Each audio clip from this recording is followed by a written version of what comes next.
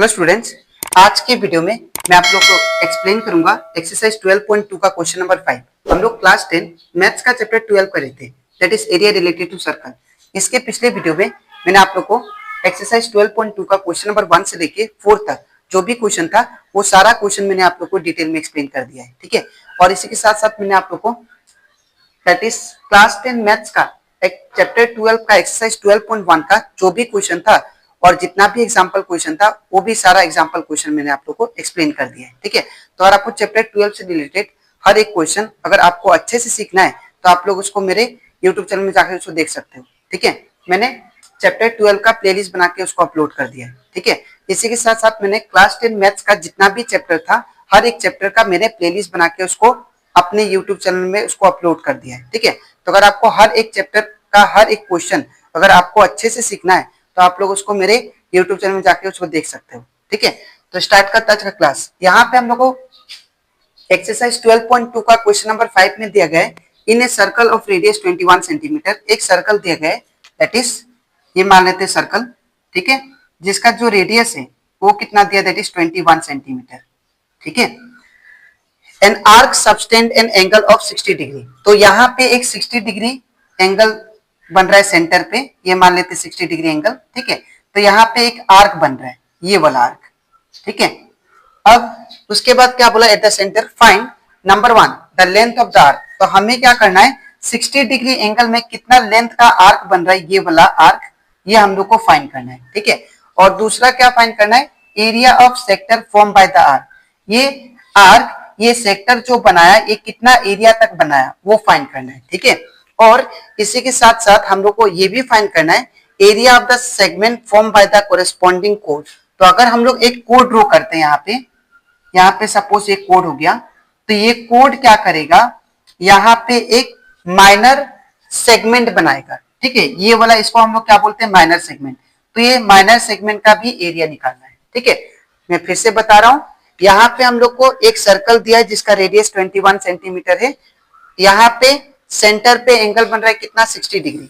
तो यहाँ पे जब एंगल 60 डिग्री बन रहा है तो यहाँ पे एक आर्क बन रहा है, तो वो आर्क का लेंथ कितना होगा वो हम लोग को सबसे पहले फाइंड करना है, ठीक है। तो हम लोग सबसे पहले number 1 that is length of the arc find करते हैं, ठीक है।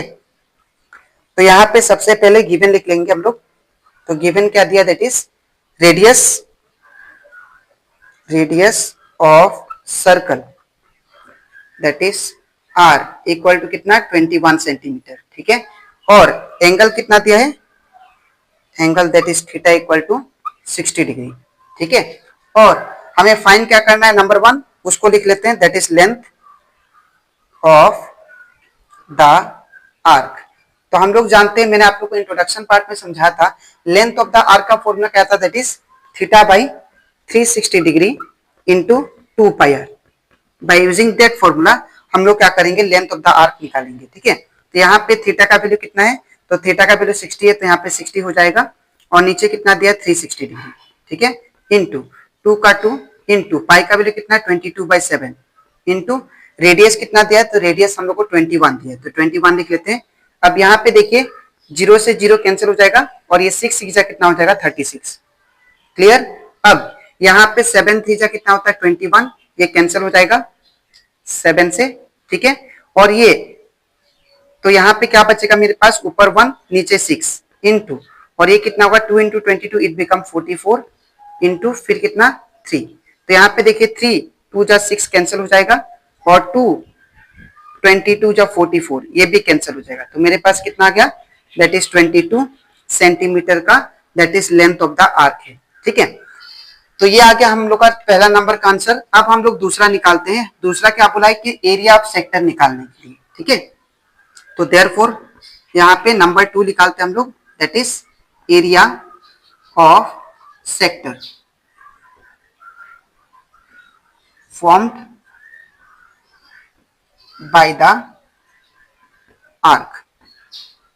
तो ये क्या होगा फॉर्मूला, तो area of a sector form by the arc का फॉर्मूला क्या होता है, that is theta by 360 degree into pi R square, ठीक है। अब यहाँ पे थीटा का वैल्यू कितना है, 60 डिग्री और नीचे 360 का 360, ठीक है, इंटू पाई का वैल्यू 22/7 इंटू रेडियस कितना दिया देखिए, दैट इज 21। तो यहाँ पे मैं 21 इंटू 21 लिख लेता हूँ, ठीक है।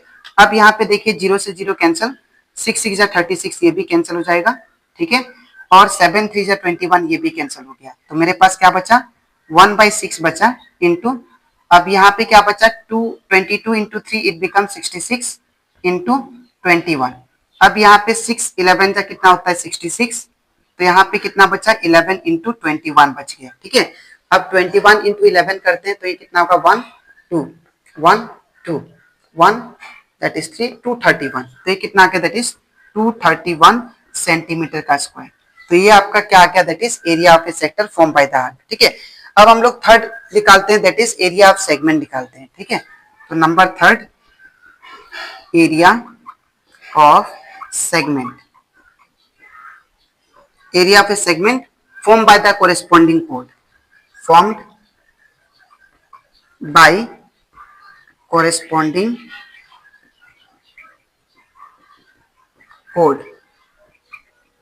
तो एरिया ऑफ ए सेगमेंट का फॉर्मूला क्या था, मैंने आप लोगों को लास्ट क्लास बताया था। अगर मैं एरिया ऑफ ए सेक्टर में से एरिया ऑफ ए ट्रायंगल को माइनस कर दूं तो मुझे क्या मिल जाएगा, एरिया ऑफ सेगमेंट मिल जाएगा, ठीक है। तो यहाँ पे वही करूंगा, that is area of sector minus area of triangle. तो यहाँ पे फॉर्मूला बिठाते हैं हम लोग। तो यहाँ पे क्या होगा देखिए, एरिया ऑफ ए सेक्टर का formula that is area of sector मैंने ऑलरेडी निकाल चुका है, यहाँ पे 231, तो यहाँ पे 231 लिख देता हूँ डायरेक्ट, फिर माइनस का माइनस। अब एरिया ऑफ ए ट्रायंगल का फॉर्मूला क्या था, तो यहाँ पे देखिए जब एंगल 90 डिग्री दे तब आपको लगाना है half into base into height formula area of A triangle का।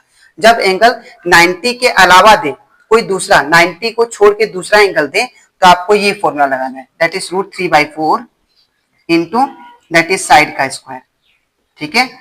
तो अब 231 सेम रहेगा माइनस √3/4 भी सेम इंटू साइड का वैल्यू कितना दिया देखिए 21, ये ट्रायंगल हो गया तो ट्रायंगल का साइड का वैल्यू 21 दिया, तो यहाँ पे 21 का स्क्वायर, तो ये हो जाएगा 231 माइनस √3/4 इंटू, अब 21 का स्क्वायर कर लेते हैं, तो 21 इंटू 21 1 2 2 4, तो 1 4 441 1 2 1 जा 2 2 2 जा 4 दैट इज 441, तो यहाँ पे कितना आएगा 441 आ गया, ठीक है। तो इसके बाद हम लोग एक्सपांड नहीं कर सकते बिकॉज यहाँ पे √3 का वैल्यू प्रोवाइडेड नहीं है आपको, ठीक है। तो इतना ही छोड़ देना है, तो ये आपका आंसर आ गया दैट इज सेंटीमीटर का स्क्वायर, ये आपका एरिया ऑफ सेगमेंट आ गया, ठीक है। तो आई होप आपको एक्सरसाइज 12.2 का क्वेश्चन नंबर 5 भी आपको अच्छे से क्लियर हो गया होगा, ठीक है। तो आपको लिखना कैसे मैं बता देता हूँ। सबसे पहले ये पार्ट, इसके नीचे आपको ये लिखना है और इसके नीचे आपको ये लास्ट पार्ट लिखना है, ठीक है। तो अब इसके नेक्स्ट वीडियो में मैं आप लोगों को एक्सप्लेन करूंगा एक्सरसाइज 12.2 का क्वेश्चन नंबर 6, ठीक है। तो आज के लिए इतना ही, मिलते हैं नेक्स्ट वीडियो में, थैंक यू।